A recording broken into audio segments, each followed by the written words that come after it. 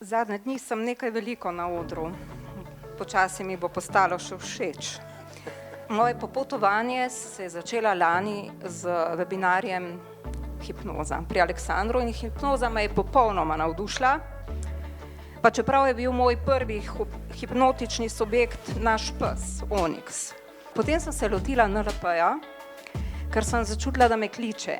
Sedaj sem vpisala coaching, ker se mi je zdelo, da pri hipnozi je pa fajn, če znaš postavljati dobra vprašanja, da prideš do cilja.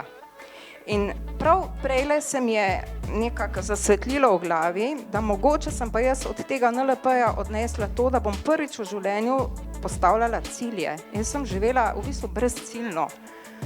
Vmes sem se zgubila in sedaj našla in sem hvaležna tej delavnici, ker se mi zdi, da se mi vrača moj glas. Hvala lepa, Aleksander. Hvala lepa vsi krasni coachi, coachinje, za vse. Hvala lepa vsi vi udeleženci in vam toplo priporočim, vpišite še kaj. Naše učenje se nikoli ne konča. Hvala.